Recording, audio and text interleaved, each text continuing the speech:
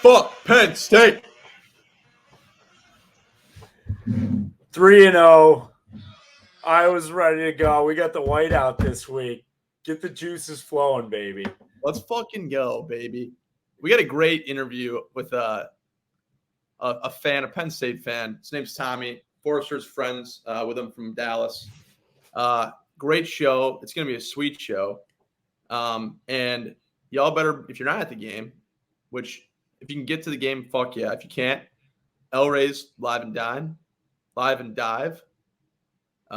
Get there an hour before kickoff, which would be 6:30. Get the drinks flowing. Get the music playing. 5:30 Central. 5:30 Central. Rip it. El-Ray's. Get up on stage. Go crazy. Actually, I'm not pushing there to be riots or anything, but if we do win, maybe get up on the bar, dance a little bit. Get the juices flowing. It's gonna be hell of a crazy, game, baby. It's whiteout week. Lock the seatbelt in because it's gonna be a long, gritty ass game. What do you think, KF? How do you start a week like this? To be honest with you, I think it's going to be very chill. Like, this will be a very chill week because everyone has the feels because they know it's a whiteout game. They're going into it. It's going to be crazy. The atmosphere is one of the best in college football. So the only way to keep the energy high is to not get too pumped up because you can't go past that green zone. You can't be in the red zone the whole week, or you're just not going to have any energy left because you're going to be thinking about it the whole week. But I think it's going to be very chill. He's literally just going to say, you know what week it is, lock in. That's it. And everyone's going to be very locked in. It's not going to be a bunch of rah-rah, bunch of this, bunch of that. It ain't like a Iowa State week when everyone's talking shit. This is a big game.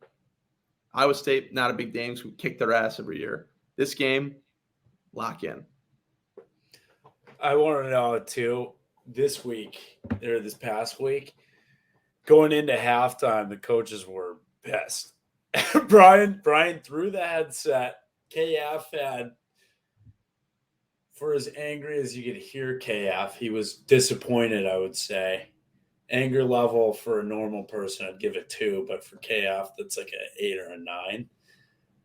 And it was like when you go into the locker room, like, what's Phil Parker saying? We gave up 2 touchdowns in the first half to a MAC team. Well, I mean, shit. When I was there, they wouldn't give up a touchdown, and he'd still be ripping their ass in halftime, saying we need to be scoring points if we're not going to give up any. Like it was sweet. But honestly, I was gonna say that. That's a great quote. Dude, it's true. Like that's exactly what he'd be like, fuck it, if we're not gonna give up a point, we might as well be scoring points. Like, he would be like in the locker room saying that all the time. Because he knows their defense can do it.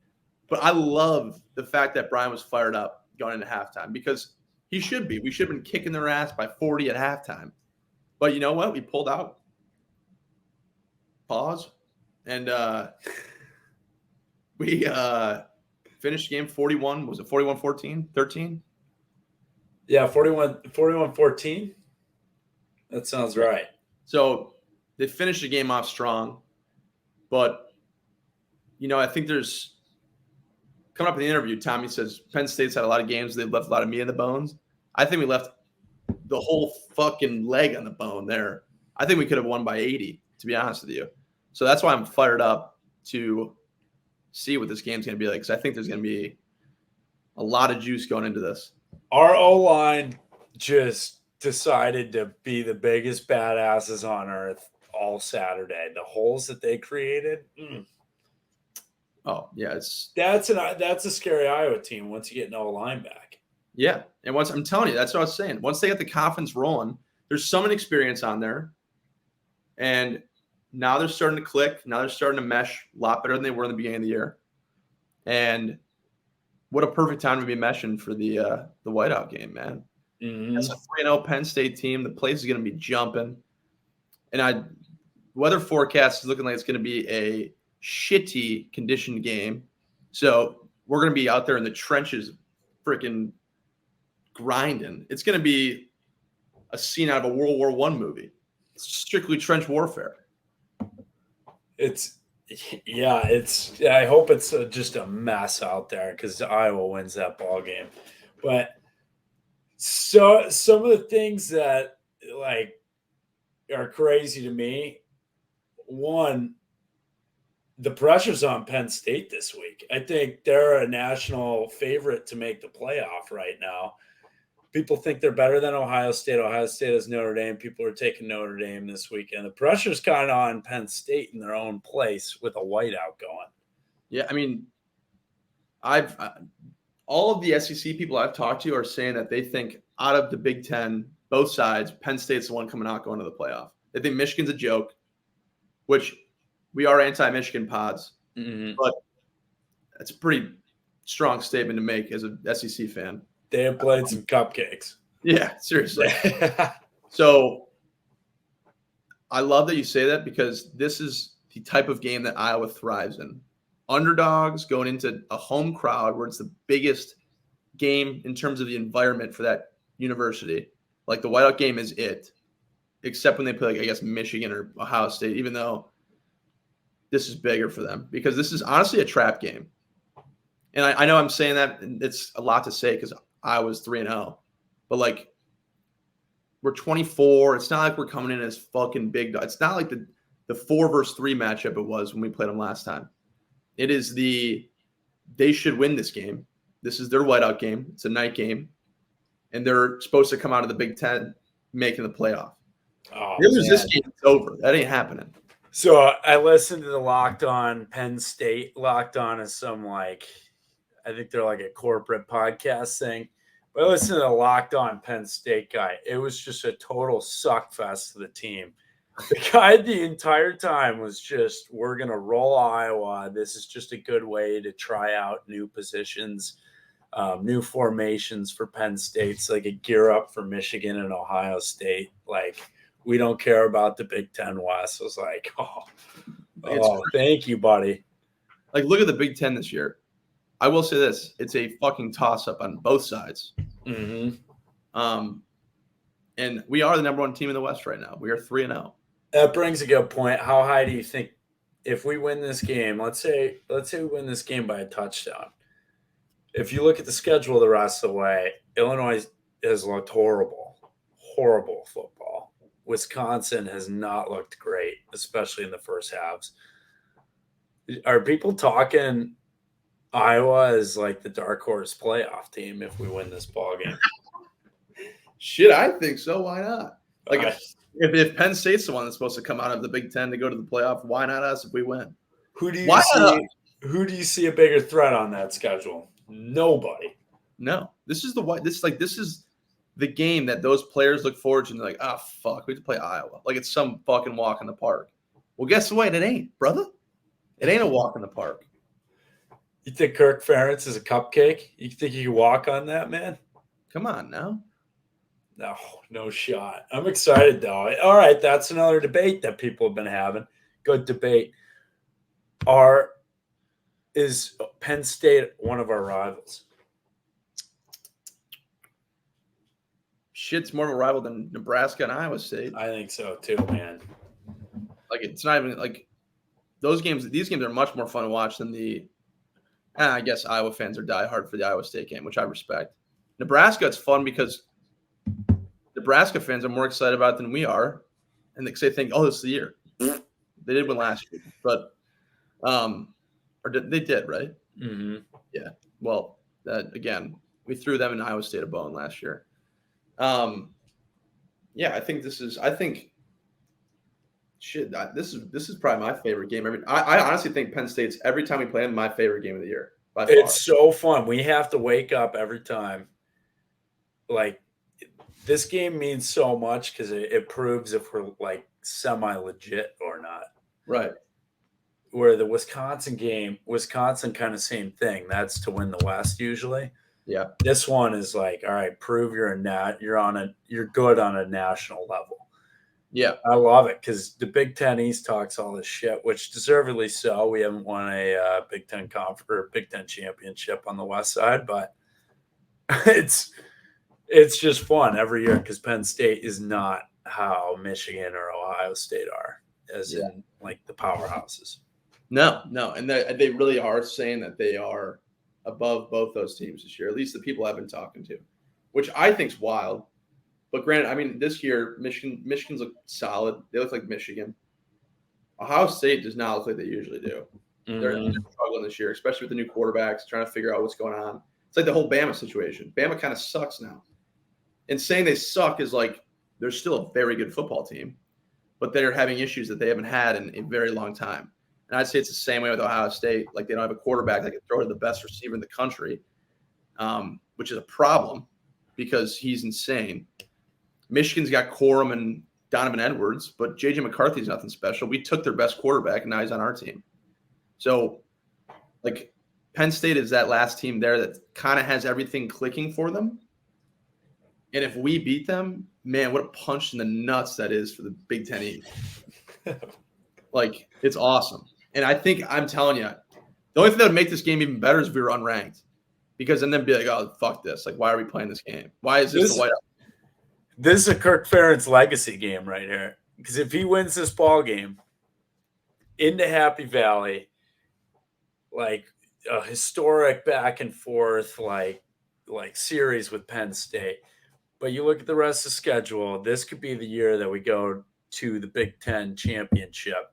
He puts his nuts on the line against Michigan to get to the playoff. And if we have that chance in Indy to go to the playoff, I don't see us losing it. Well, again, going back to the Big Ten East, if Penn State's as good as everyone's saying they are, we beat them. They went out the rest of the year. We play them again in the Big Ten championship. We got the upper hand. And we've been to the Big Ten championship more recently than they have. We know what it's like to be in Lucas Oil. Like, yeah, they're going to be a good team, but I mean, we thrive in November, December. Like those are our months. October is when we start getting the ball rolling. So we beat them in the end of September. Shit, we're one step ahead. Mm-hmm. I love it. Happy Valley is going to be rocking on Saturday. Rocking. We were just talking with Tommy, which you guys will see in the pod, but I mean, that video of when they're coming out against Michigan, he was saying that he was at the game and he was saying they're playing Mo Bamba, which I actually thought I thought that song was just put in to make the video cooler. I didn't know that was actually played in the stadium. Like, he said they played that song literally to like 6 seconds left in the snap count, which is bullshit. Typical cheating move by Penn State, but oh well. It's going to be jumping. Like, everyone's nerves. Like, yeah, I was going to have a tough time rolling in there because it's a big fucking game. Whiteout's a tough place to play, but so is Penn State's going to be just as jittery as Iowa is. Yeah, I'm going to say it. Maybe they're a pathetic fan base if they have to pump sound in with 110,000 people in their stadium. Yeah, right. It's impressive on how the Big Ten East has these big stadiums and can't get them loud. Yeah. Like Michigan, they got 100,000 people fucking quiet as shit. Just dives of alumni. Yeah. Everyone's just there not saying a word, just clapping. It's like being at a golf match. I will say Ohio State, I've heard the shoe is crazy, so I'll give them that. But Penn State, you got to pump in some Obama, you get the team to jump off sides. I mean, come on. I will say the loudest that I remember the shoe getting last year, though, maybe I just tuned it out after they repeatedly started scoring on us. But that first touchdown of Iowa's, I was sitting in the Iowa section. It was just roaring up there. Dude, I remember we were going out to day drink that day, and Joe had that's the one that hit on Stroud recovery for a touchdown. And I turned the TV on to watch that play. Everyone's like, what's the score of the Iowa game? I'm like, I don't know. And I saw it. I'm like, we're going to fucking win this game. Didn't turn out that way, but it was an electric play to watch. That was a play of the game I ended up watching, and that was a hell of a play to watch. So you probably thought we won. I actually did for a second. Then like 2 hours later, I was like 8 beers deep, and I'm like, all right, we got to be up like, 14? I looked at it, we were down to like 30. I'm like, tough. But, yeah, no need to turn it back on. Yeah. I'm like, that's all right. I've watched a good play. I'm happy with that. The thing is, it's crazy how Vegas put the spread at 14.5. If you look at the last couple matchups we've had with them, it was obviously the Nico catch, the one in Kinnick, loudest game of all time. The one in Happy Valley where Davion has the pick 6, hits the Euro step on him. Yep. Touchdown. We win that game. So we've won the last 2 against them. Then before that, we come back, lose by 5. I think it was 17-12. Brandon Smith had the crazy catch in the end zone, and then we almost came back. And then the Saquon one where they had the last second touchdown right over, I think you said earlier, Josie Jewell's fingertip. Yeah, I think he ran around on Miles Taylor, got him to bite on like an out route, and then it was one of the middle linebackers, like literally just missed it. Mm-hmm. Even that game, like you're saying, like our last 2 games have been nuts that we won. The first 2 games, and then granted, this is when we were there.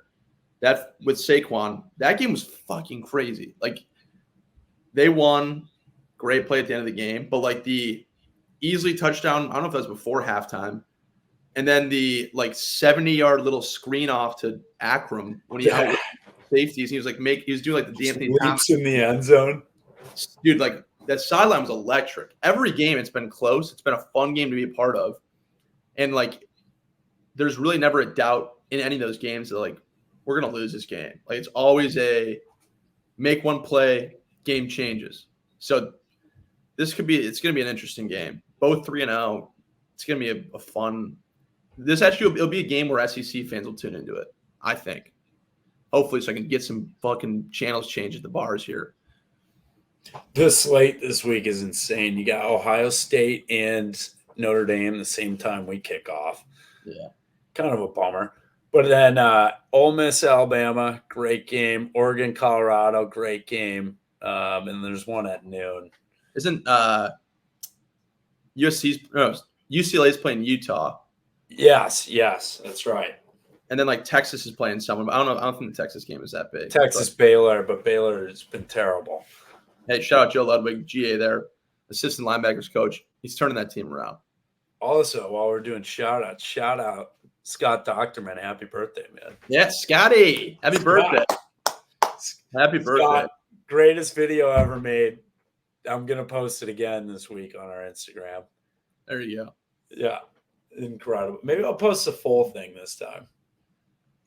Dude, there's actually another video that no one's ever seen. There's 2 videos in there, but I don't think the other one's on. I don't think there's the other one's on YouTube because there's one where I'm in like my high school coach's office, and he's like kind of like showing there's a bunch of pictures of all of him and his former players, and that one's like it's not even close as bad. But the voice cracks. Do you have voice cracks? Cracks weren't as prevalent in that one as it was in the weight room. Stupid part of me during the weight room. Also, that video being named, it's named Max Cooper Pumps Weights. It's just so funny. It starts out with you just hitting some chest press. Yeah, I don't think I'd ever done that workout before that video, so I don't know why I chose that one. But we got a workout in this morning. He's really fast. Jeez. That was tough. But hey, shout out Scott Dartman. He's a man. Hey, happy birthday, Scott. Great guy. I love it too. The sassy Scott has come out this season. So this is the biggest thing. I know you're not on Twitter, but it's so funny. People will I feel bad for the reporters. They get the stupidest comments on any story they write. Like somebody will literally tweet at them like, oh, of course you're just like hugging Brian the whole way this whole season. No critics from you homers, like stuff like that. Yeah. And so I'll literally just respond, shut up, idiot. Well, dude, it's like the media guys know Brian. That's the thing. Yeah.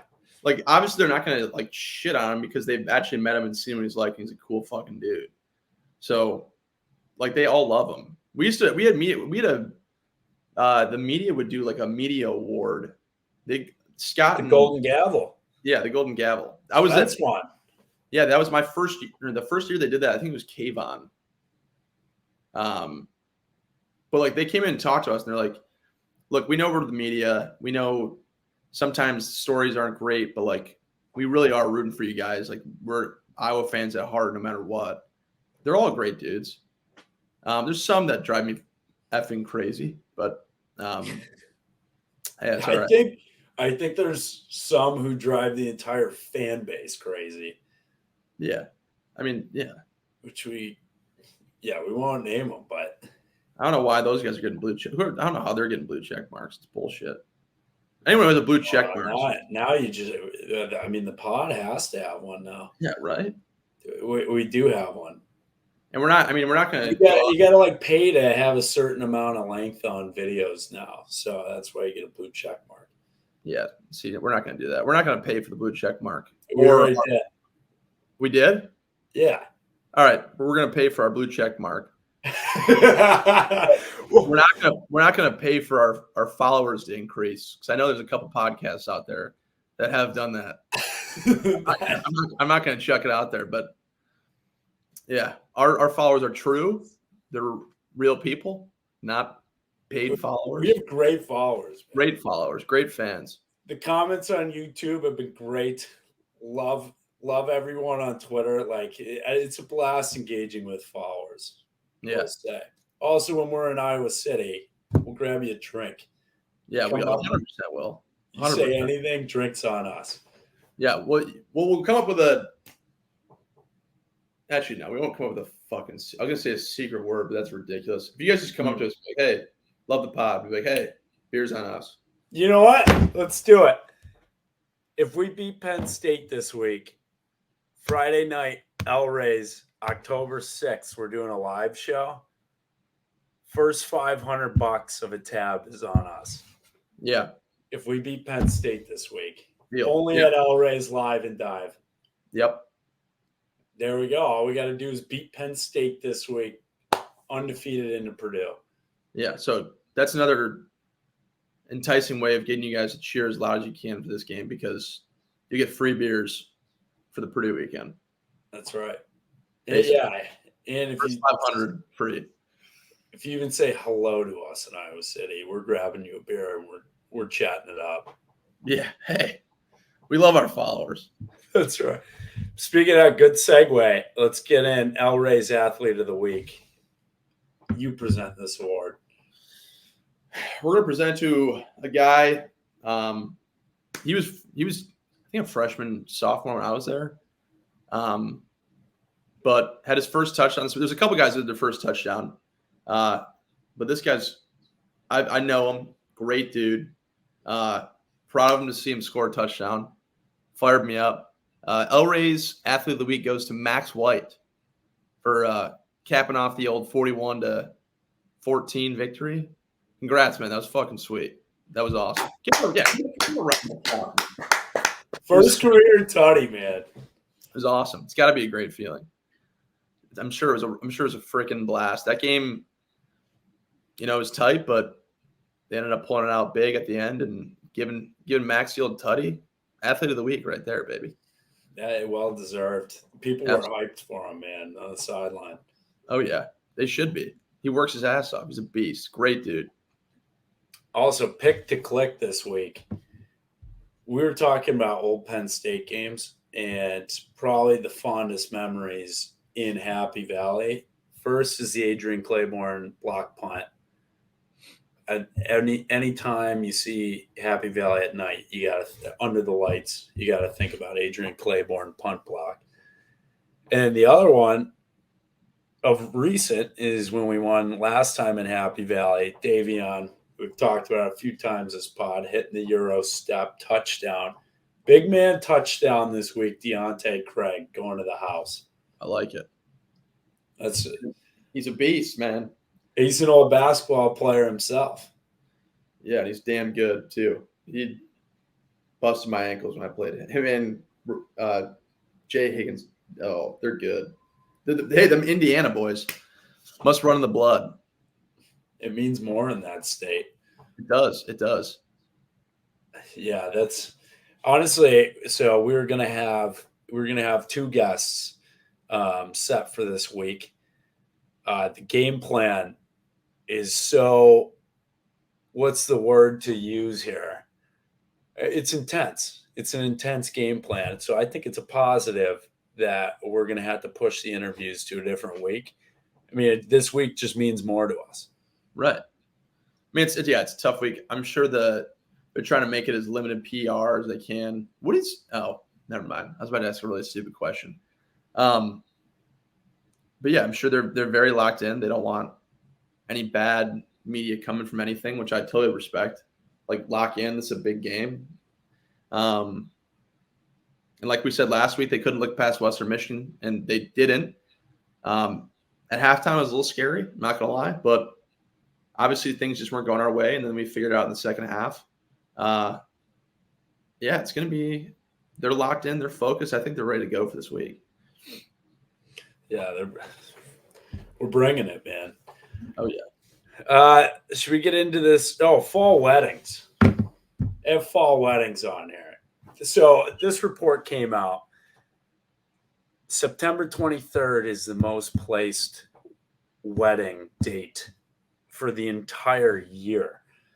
I have a strong take on fall weddings. I want to get your thoughts and opinions on the biggest wedding day of the year also being put on the biggest football day of the year.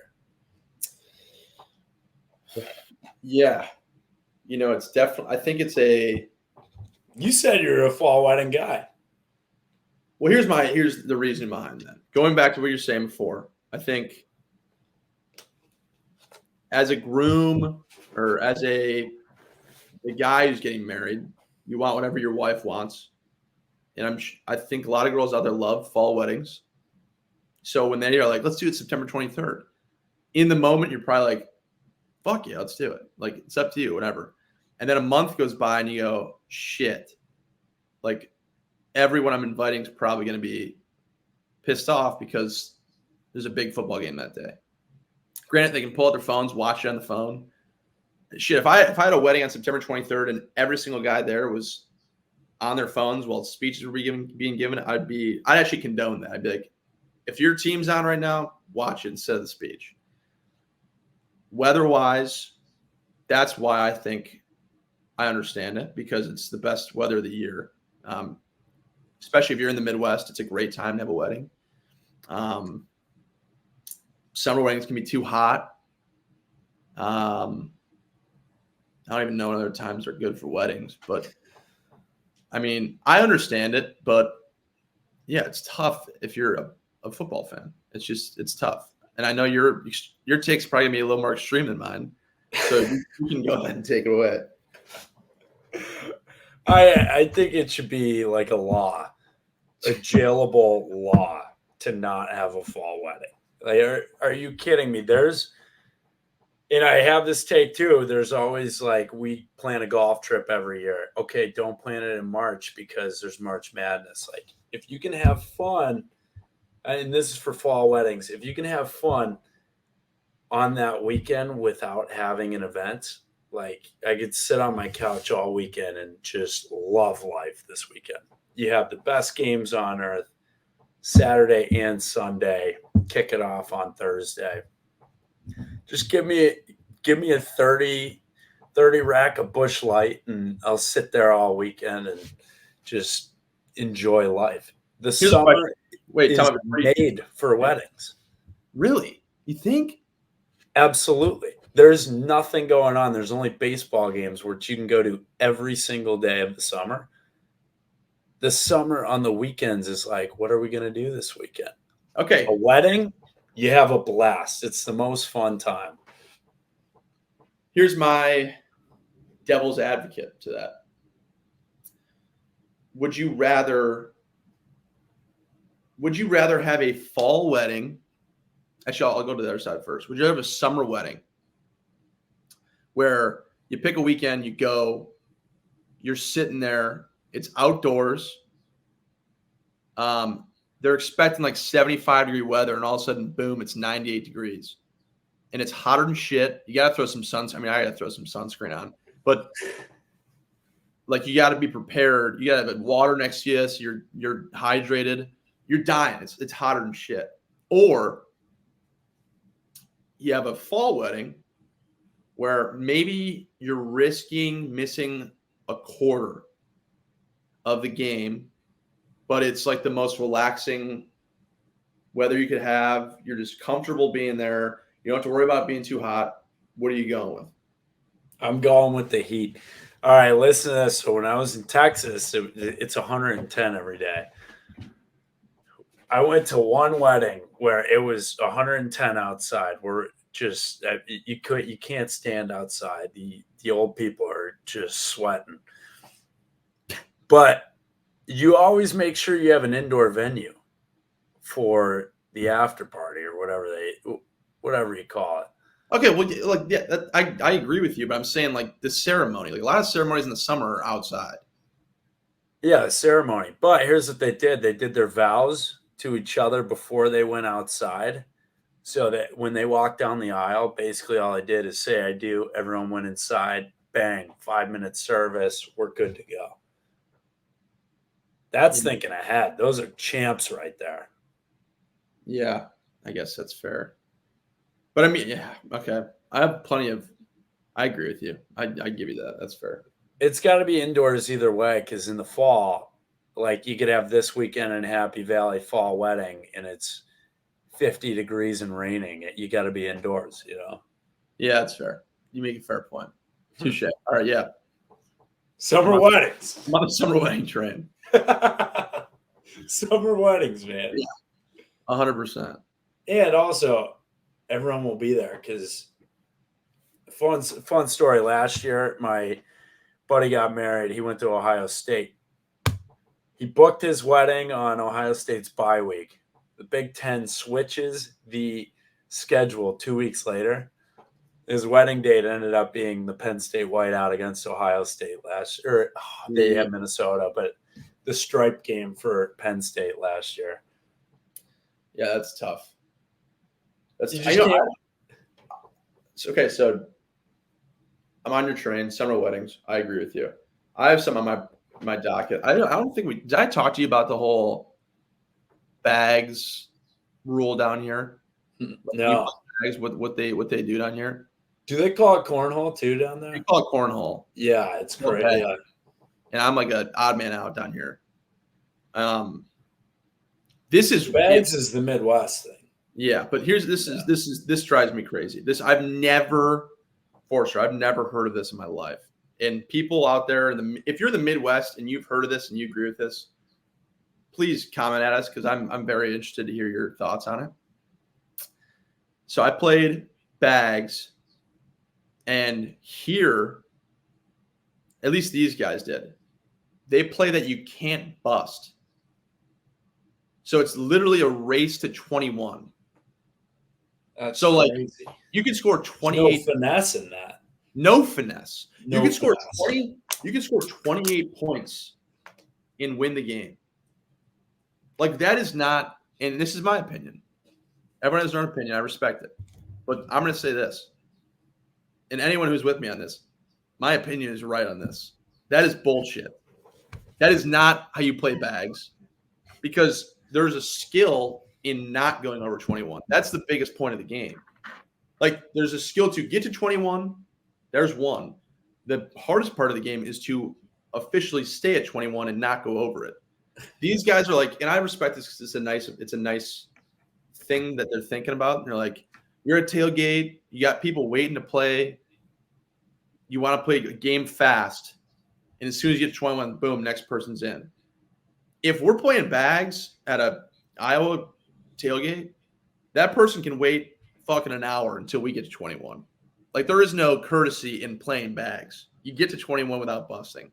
I've just never heard of that before. I was in like shock. Like they're like, yeah, it's a game. And they had 27 points. And I'm like, whoa, back up. I am lost because this is not how we play. I was like astonished. It was crazy. Have you ever heard of it? That's like a darts game with no finesse. Right. Yeah. You're just chucking blindly. Oh, that's terrible. Yeah, it was crazy. That's terrible. But yeah, that was my. That's a good rant, though, man. I mean, they must not have. I don't think they have the competitive nature that the Midwest does down south. Well, the biggest thing. Nice. The guy I was playing with, who was all for it, and he's a freaking man. He's from Cedar Falls, and that's how he played. I'm like, really? I'm like, there's no way. Yeah, that was tough. That's crazy. Yeah. Also, Matt Campbell wants to fight his own fans. That was the program's starting to. Dude, that guy left millions of dollars. Him and Mel Tucker left millions on the table. Yeah, it's both for different reasons. Yeah, not good. Yeah. All right. Well, let's get to our draft of the week. I like this draft. This is an interesting draft, and there's a lot outside of the box thinking going into this one. But I like this one. This might be my favorite one yet, to be honest with you. This one, yes. This could get contentious here. We're going draft of best bar deals in Iowa City. It's like basically like the specials, what each bar is known for in terms of like their specials. Last week got pretty heated in the voting. It did, and this one I think could be even more heated because there's a lot of specials that I actually was looking up to see if I knew anything else past my 3, and I was seeing ones that I've just never heard of when I was in Iowa City. Mm-hmm. So we'll see. But who went first last week? Henry did. It was Hen, you, me. All right, you know what? I'll go first. You shit. Okay. 1 of $1 drinks at Summit on Tuesday. It's so easy. The best, like, Summit is, there's a place in the heart because somehow dollar drink night as a college kid, you're like, why would we not go out? It's only $1. Like, you're still hungover from the weekend. You're like, but it's $1 for a drink. Somehow those nights you would end up spending more money than you do on a weekend night. And it made no sense. But you're like, it's $1. I'll get 30 vodka Sprites. I'll get 30 Jack and Cokes, $30. Somehow by the end of the night, you have a $100 tab, and it's just like you had a blast. In the Jungle starts playing, and you're like, how did I close this bar now? We got here at 8 p.m. If you have a $100 tab at dollar drinks, you're having a night. It's happened one too many times. Either you went full Santa Claus mode and you were like, you want a drink? I got you. You want a drink? Just giving out whatever you want. Or you're just like, rip it. I love it. And I will say this is another thing. Here's the thing, though. You had to play chess, not checkers. You buy people drinks on dollar drink night when the weekend comes and they're $4. They're like, oh, remember those drinks I got you on Tuesday. Yeah. And if they're cool enough, they'd be like, oh my gosh, you got me 10 drinks on Tuesday. Yeah. Your boys are like, bro, you were buying us drinks all night Tuesday. I'll get you a couple. It's like, deal. Yeah. And then you got a free weekend. If you want to, that's fine. Like, are you sure? Yeah. All right. I'll take one. No, that's a great. And they used to. I will say this. I mean, their advertising teams, very good, very good. They do a great job of advertising dollar drinks. I remember when we were there, they made the polar vortex. Like the biggest thing was the cold ain't stopping us. We're still having dollar drinks, and it was like negative 40 degrees out. It was crazy. They hit a promo on the coldest night of the year to somehow make them a profit. That's probably huge. Okay, yeah, it's a classic pick. I have some dark horses here, and mine's not always about the money. Mine's just about the specialties here. Mm-hmm. My number one, though, and I can tell us because there's a great story with this, is the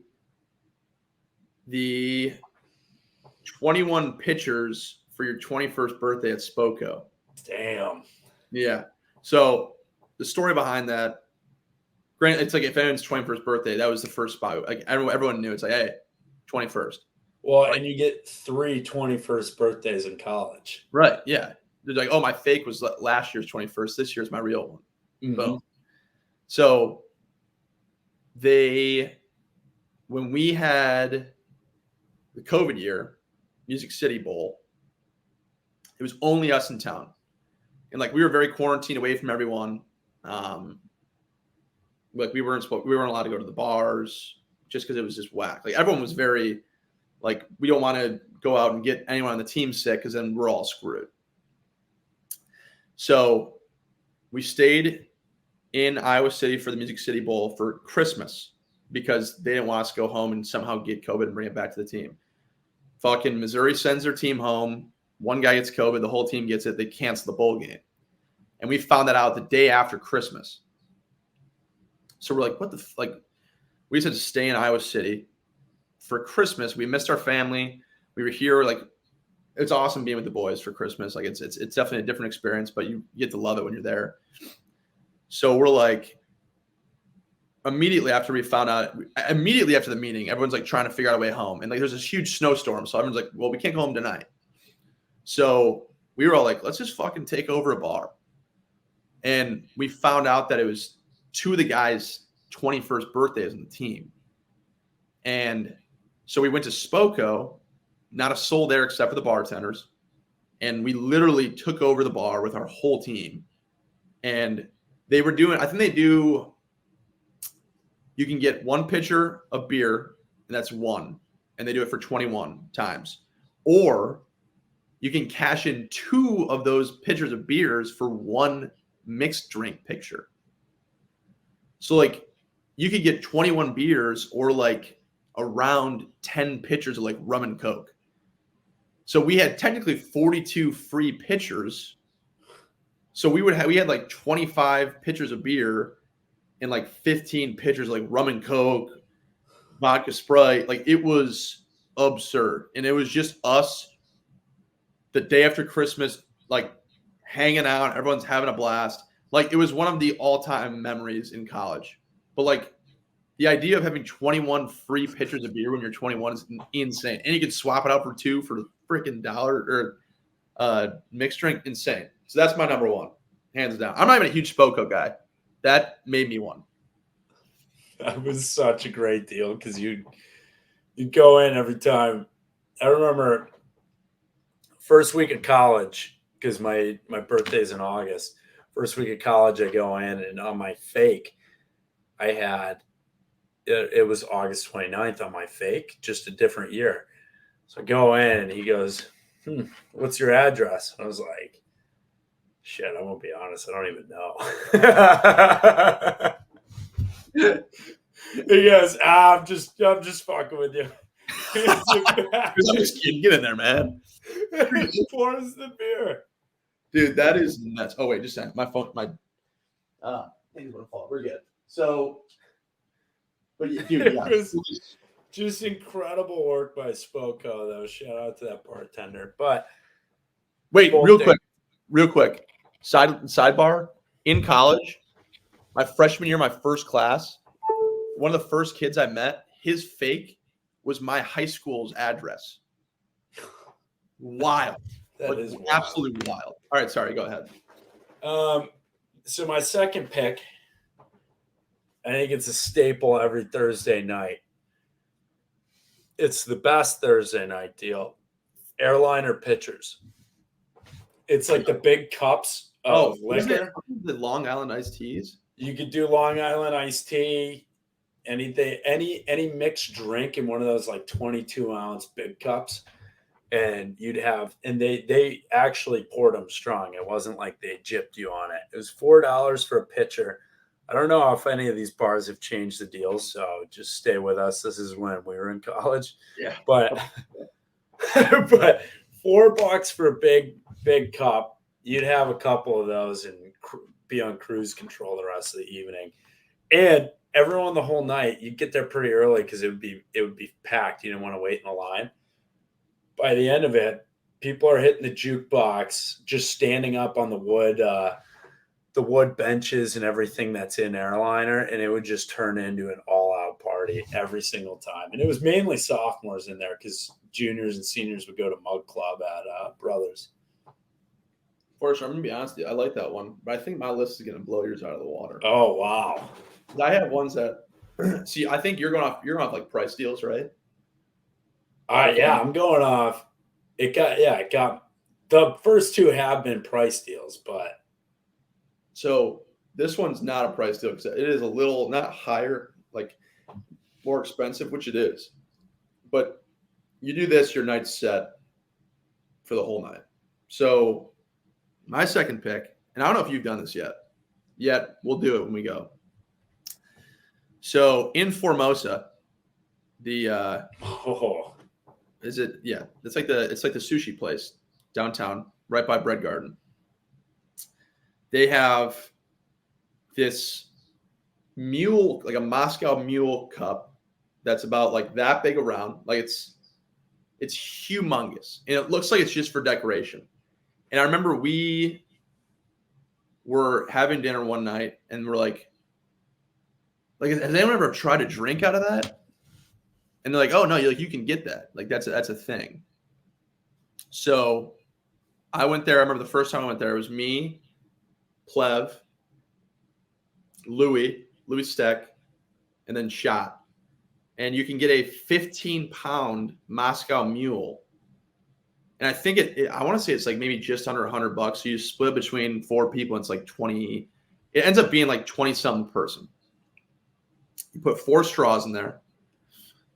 And by the time you're done, you feel like you just went to 2 hours of a pregame. Like it's nuts. And there's a lot of sugar in there. It's a horrible, it results in a wicked hangover. Absolutely wicked. But it is a 15-pound, I looked it up, it's 15 pounds, 200 ounces of Moscow Mule. And I think we did it twice in college. But man, you sit around, you're sitting there chilling with the bros, you got a straw in the drink. And not a lot of people know about it, to be honest with you. I mean, it might, again, we've been out for a little bit, might be a big thing now. I don't know. And I don't even know if they still have it, to be honest with you. But 15-pound Moscow Mule at Formosa, it is sweet. All right, my third one. Shout out to our sponsor, Elrays, on this one. This is an event. I think it's one of the best events. It rivals with Bo James's Country Night, but Elrays Karaoke Night on Wednesdays never failed. The legend of Iowa City, Roll Daddy. If anyone ever went to Karaoke Night when we were in college, there's a guy named Roll Daddy, just probably the best content creator of all time. His Snap stories are incredible. Instagram stories incredible. He's got a YouTube channel somewhere. But he would get up on stage and just crush it every week. And it was like, people look forward to it. They wanted to see his videos up there, just crushing some beers, singing some songs. But every single time, there would be a few performances where just the whole bar would lose their mind. It was like, all right, that's a great night right there. Oh, yeah. Elrays Karaoke Night. I love it. See, like I never went to Karaoke Night once. I went to Country Night once in my life, which it was insane. Same. Like, I went to Country Night once. Country Night's that's a good one. I'm not going to put that in there. And I've already used the one I'm about to use, but I love this place. It holds a dear spot in my heart. It's just elite. My third pick, and I don't even think this is special, but I think it's special. There's a lot of good Irish. You can get an Irish car bomb anywhere. Like usually they have Baileys. Usually they have whiskey. But the best true Irish car bomb in Iowa City is Dublin Underground. It's the only place, and I could be 100% wrong on this, but it's the only place where when you drop the Baileys into the shot, wait, it's not whiskey. The whiskey's in the Baileys. It's freaking Guinness. When you drop it into the Guinness, if you don't drink it fast enough, it will actually curdle because they use like real Irish cream. So when you're drinking it, you could see it slowly curdling. So you got to be fast with it. But that is the place we used to go there in pregame. We go there and get like 3 car bombs. What places don't curdle? I don't know. That's the only place I remember. Honorable mention, Country Night, Bo James. Yes. That's where my list goes a little stray. My first 2 I was fired up about. Third one, I just chucked it out there. I like it. The Irish car bombs, though, that gets your night started every time. It does. It's good. Dublin Underground, what an establishment. Yeah. I actually saw that today also on Twitter. Somewhat, that theme going around, like why don't modern architects build cool things like this anymore? somebody quote tweeted it, and it was just a picture of Dublin Underground. It's like, we do. Dude, that place is like, I absolutely love Dublin Underground. Such a cool dive bar speakeasy. We got to go when we're there. Yeah, we'll hit all the good places. Mm-hmm. It'll be sweet.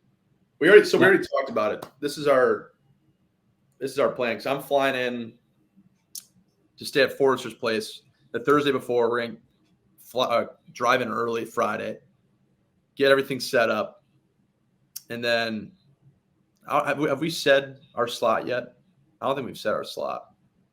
Which 6 p.m. Yeah, so it's 6 to 7:30, and we'll wait to announce our special guest, who's for sure, we have one confirmed, who is an Iowa native, was a football player. He's doing his thing now. I'm not going to say it, though. A legend on and off the field. Yes.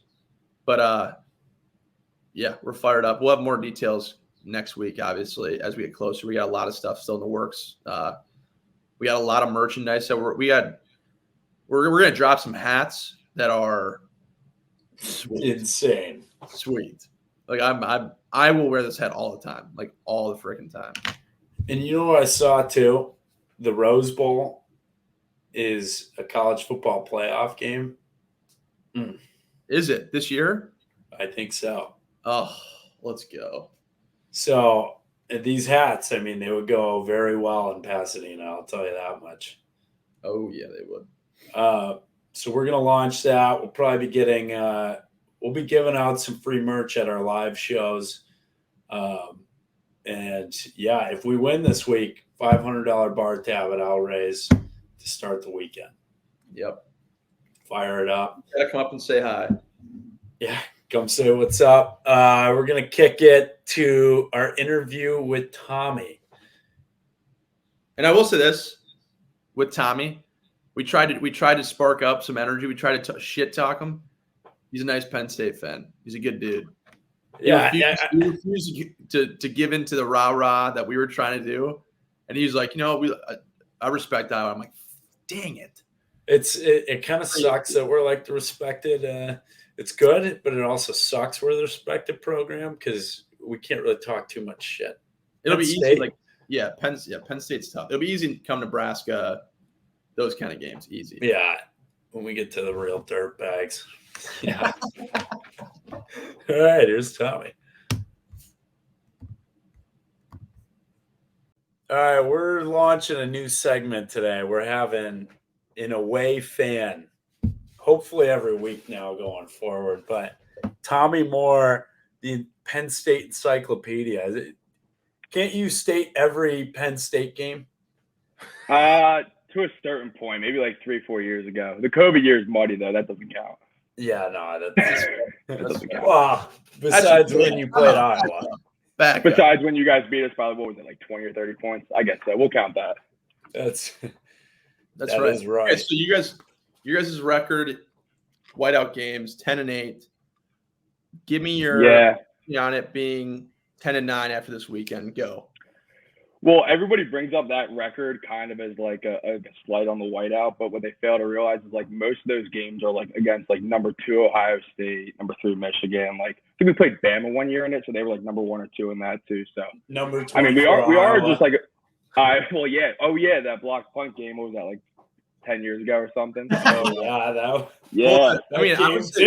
game too. With some Michigan, Minnesota last year, that was a pretty tough game too.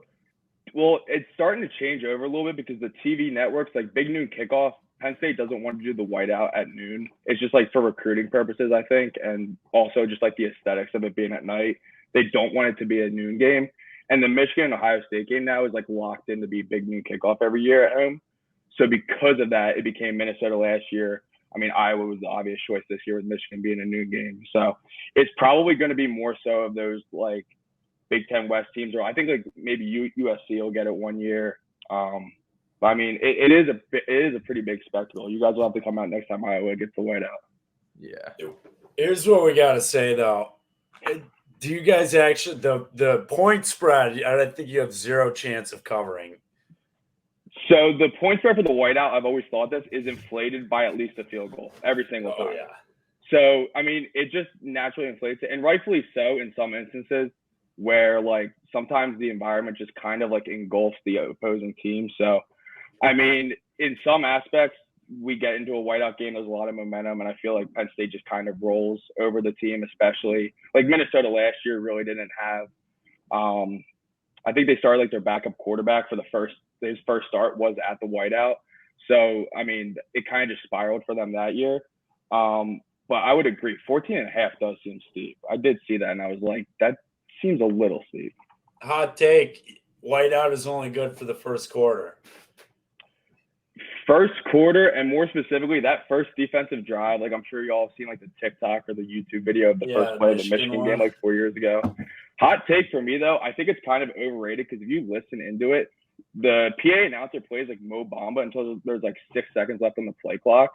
So, like, I think it wasn't McNamara at the time. Maybe it was Shea Patterson. He's like trying to call out the signal, and Mo Bamba is still playing with like 6 seconds left on the play clock. It is kind of a little bit of a funny video when you watch it from that aspect. But I mean, coming out of the tunnel and that like first offensive defensive drive, and especially if like Penn State scores and they get a stop, it kind of just like rolls momentum from there. But I agree, like once you settle into the game, it does kind of become just like any other loud environment, which like Kinnick's no different. Are you thinking so first defensive drive, since that's like when it's craziest? Yeah. Iowa scores the first drive of the game, you think you're fucked? Game's over? No. I don't think that. Because all it'll take at that point. Brian Ferentz offense this year. That's one thing I wanted to ask you guys about was I listened to a college football podcast and they're like tracking it throughout the year, like what he has to get in each game to get to. I think it's 325. Drive to 325. Drive to 325. That's exactly what it is. Like he has to average 25 points. If you include the bowl game, it's 325. But I will say there is a stark difference if Iowa starts like on the student section end versus the non-student section end. Obviously, the student section end is like 100 times louder. Yeah.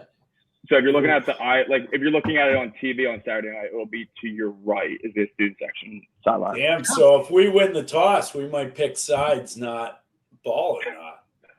I mean, if that's what Kirk likes, I don't know Kirk Ferentz's coin toss tendencies. I mean, I've probably seen like at least a dozen Iowa games over the past 20 some odd years, so I should know some of it. Let me tell you, Kirk doesn't lose coin tosses. Hey, win the coin toss. You're 51-49 to win the game, in my opinion. That's right. Damn right. It's gonna be interesting.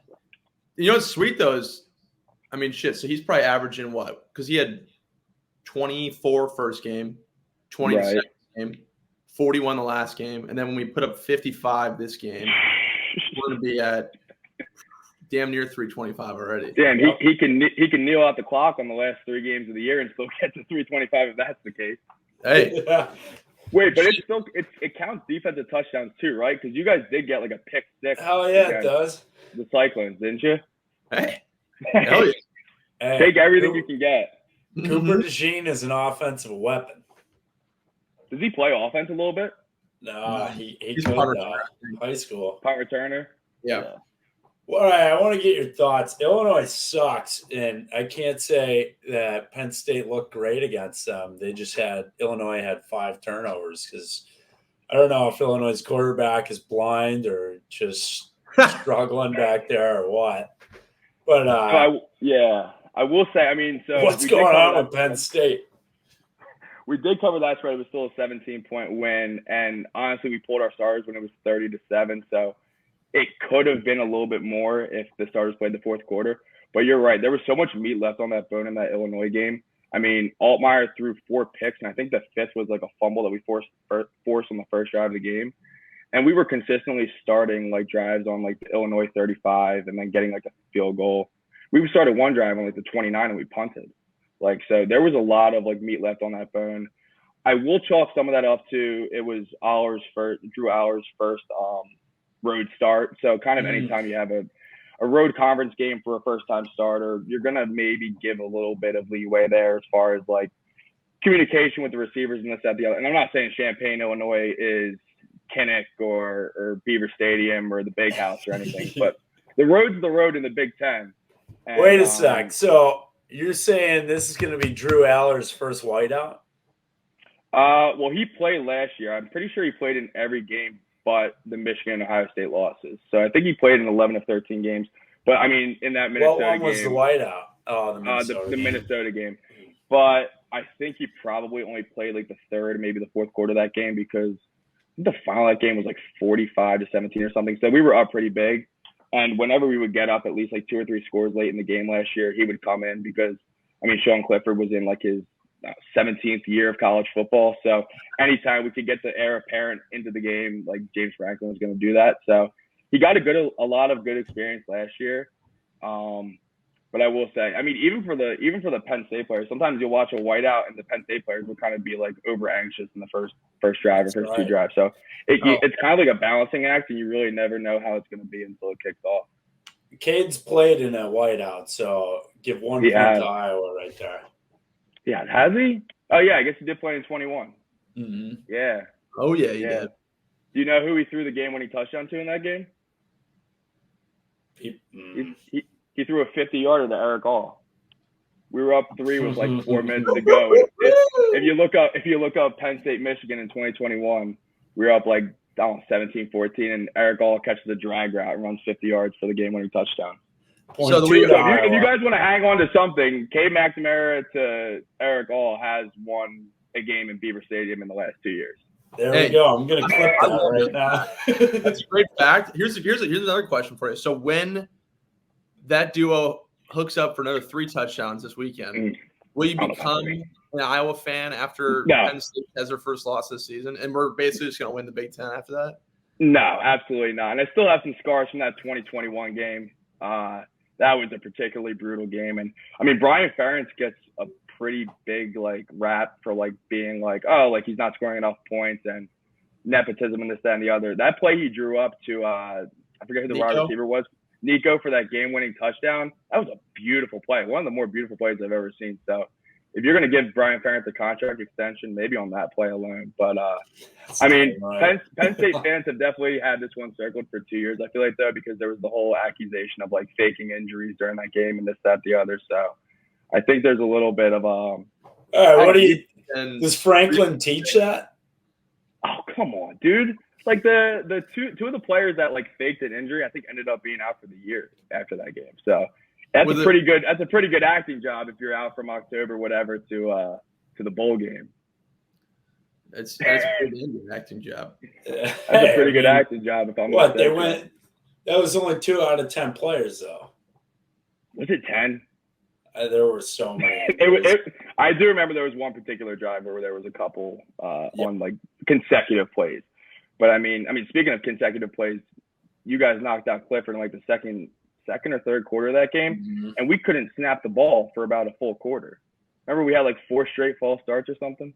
And who was the quarterback when Clifford went? His name was Taquan Roberson. I think he's on UConn now. Last I checked. Okay. He transferred to UConn. That's where Aller will end up after this game. Oh come on! Stop it. Hey, who are your guys' injuries? That's a bridge too far. Oh man. So wait, are you guys like? What's your guys' vibe kind of going into the game? I mean, so from my perspective, Penn State's like we're 3-0. We're 3-0 against the spread, but especially in like the West Virginia and Illinois games, we did leave some meat on the bone. Like we had 2 like missed like 20-yard field goals in the West Virginia game, so you could easily add on to that score as well. From y'all's perspective, like and that cover was that cover was okay. If we want to talk about that cover real quick, that was hey, we did it this week. 6 seconds left. You get your backups in, they can do whatever the hell they want. Well, it's like it's running rampant across football now. Did you see Sean McVay on Sunday against the Niners kicking that field goal with no time left? Spikes the football. It's running rampant. Covers. James Franklin may be starting a trend. He also when I was like a sophomore, like he like called a timeout to ice like a Georgia State kicker when we were up 56-0 to try to like preserve the shutout, and then the guy missed it, and then that caused national outrage as well. So there's been some people across the years who have complained about some late game shenanigans, if we will. We might need to have the Iowa Gambling Commission switch over to the Penn State Gambling Commission and see what's going on over there, man. Is that all settled between like the state of Iowa and Iowa State, or is that still up in the air? I didn't even really know that was a story until the week of that Iowa State game. Hey, question for you. You guys got injuries, right? Some receivers? Injuries. Who started out our year as our number 2 receiver, Trey Wallace. I think, if I'm not mistaken, he suited up but didn't play in the last game. And that's kind of so. Receivers, we have like Keandre Lambert-Smith is like kind of like shown himself to be the number 1. He's shown himself to be the number 1. Like, it was all summer. He was the one who was like kind of pegged to be like the guy who stepped up and became like the heir apparent. I mean, we had Dotson last year. We had like Parker Washington, KJ Hamler in the past. So he stepped up into that number 1 role. But then like kind of the 2-3 like receivers, it's kind of rotating between like 6 guys right now. So Harrison Wallace, I don't think he played, and that isn't great if he can't play on Saturday, just from like it kind of like just brings like a pool of players into like those 2 positions. But if he's playing on Saturday, I'm pretty sure he's kind of the number 2 receiver kind of slotted in there. You know, I'm actually okay. So going back to what you were originally asking, I do think I'm excited for this game because I think a lot of people are thinking it's going to be a Penn State blowout, which whiteout game, 3-0, both teams. Penn State's a great team this year. I'm telling you, I've been telling my coworkers this the whole week, which has been 2 days. Actually, I've been telling this the whole year, but I have a feeling I was going to pull it out, man.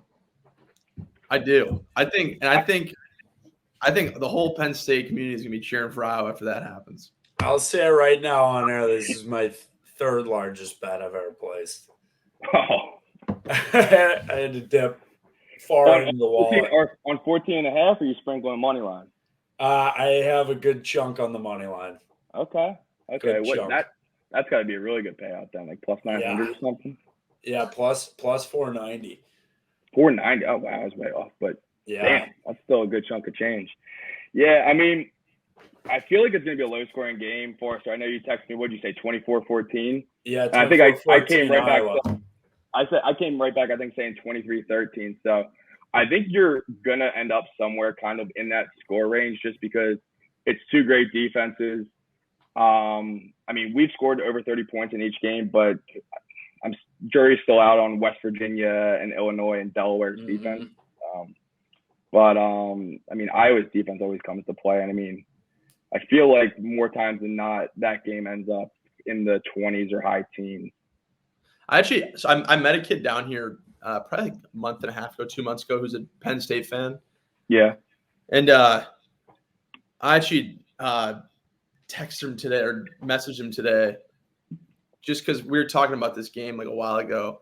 And he was telling me that apparently the forecast is supposed to be like heavy rain. So, I mean, we're planning out our tailgate all day Saturday. So that's been a big topic of discussion in the group chat this week.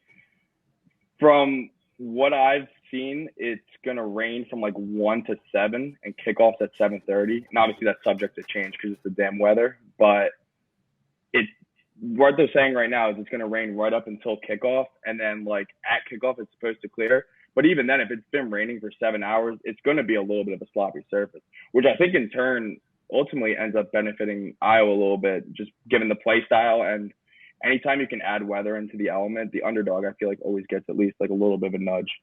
Mm-hmm. Hey, it's a trend. It's going to be a trench warfare, man. Hey. Trench warfare.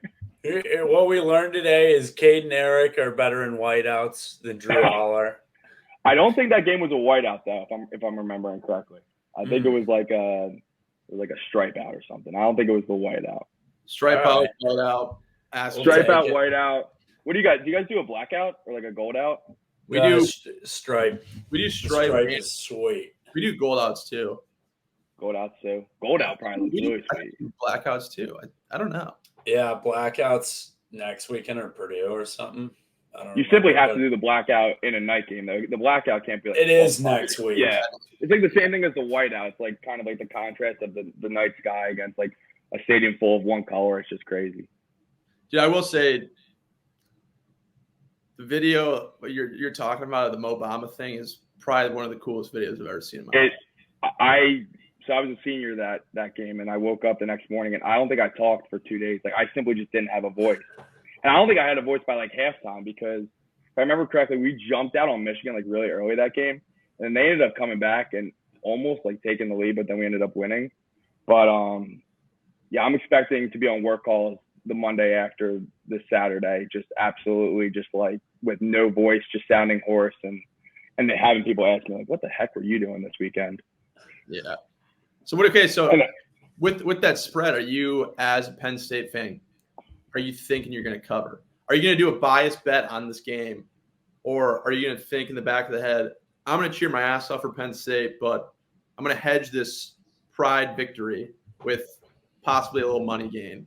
I'm never a hedge my own teams, and if I don't feel like super confident, like especially in like bigger games, like if it's like a 26.5 point spread and you're playing like a MAC team, like you can lay that and know that even if you don't cover the 26.5, you're probably going to win.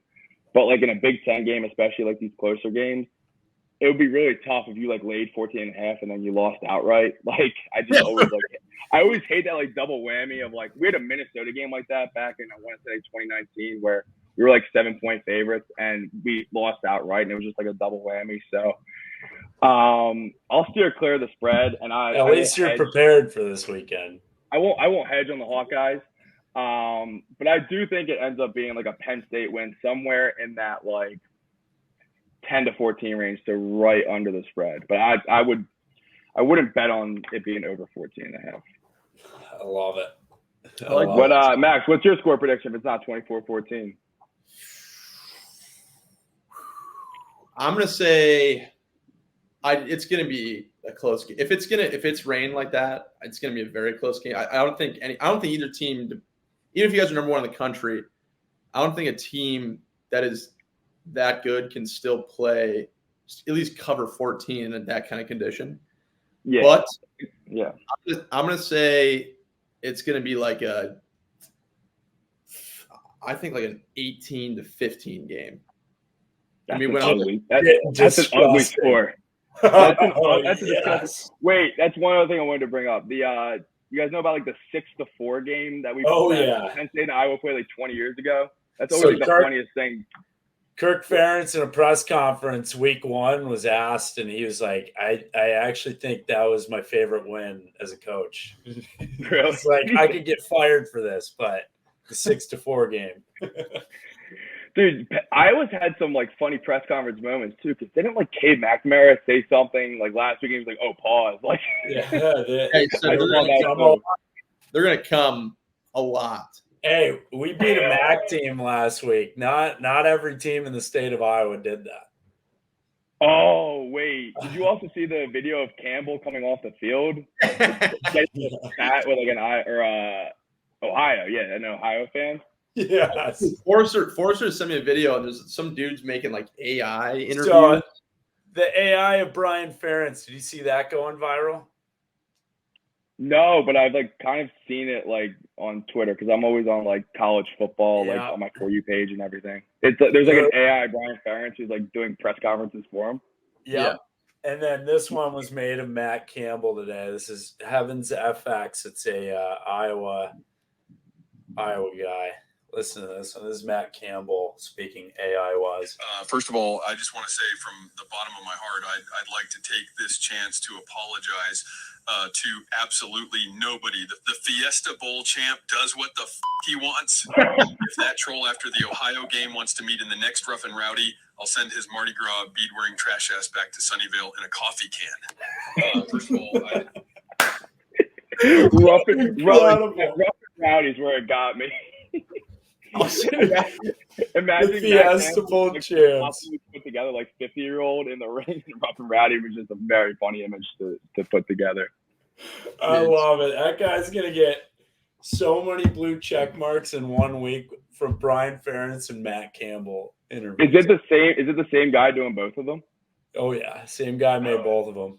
That's a talented guy. I'm sure he's like living in the state of Iowa, right? I assume great account, man. I'm sure it is. Yeah. Wait, so you're all both in Chicago? Where are you going to be watching the game at? Is there an Iowa? I'm sure there's an Iowa bar in there.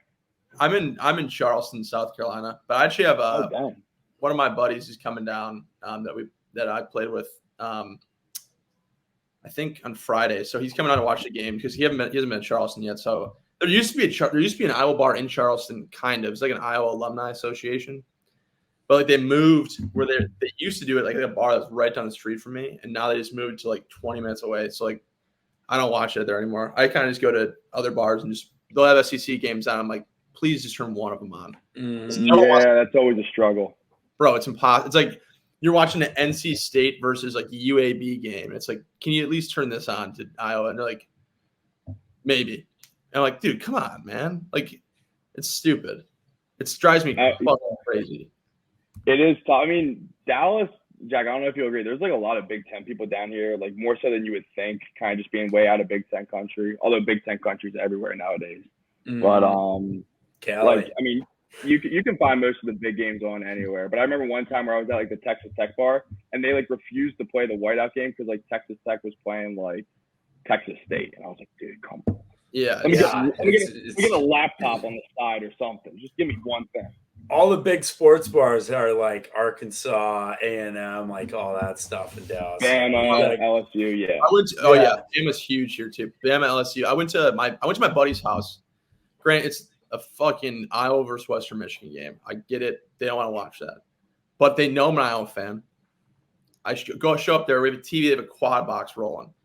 The quad box has all the games except for the Iowa Western Michigan game, and then there's another quad box and they're like. It's South Carolina versus Georgia. So like there's one South Carolina fan there, one Georgia fan there, diehards. And I'm like, is there any way to like make – first off, it's a great invention. If you can you do your own quad box? Dude, in the NFL, I don't think so. It's been like force feeding like the Giants Cardinals on me. Yeah, it's fucking stupid. I was livid because I'm like, I came over here to watch football. My team is playing. You guys get to watch your game. I can't watch mine. So my buddy pulled his phone up and put his phone in front of me. And I'm watching this game and the fucking South Carolina Georgia game, which I give two shits about. Yeah. It drove me crazy. That's just everyone's SEC country down here. It drives me insane. Yeah. And it's the most biased shit ever. They don't understand the beauty of like a 9-6 Iowa-Wisconsin game in the fourth quarter with 3 minutes to go. Yeah, they don't get it. Exactly. It takes a gritty man to appreciate that style of football. Dude, right? Like, you guys love watching high-scoring games. How about a low-scoring game? What do you think? Right. Or Iowa gets Rutgers, Penn State gets Rutgers, and it's 41-3 in the third quarter. Yeah. It's a little rough.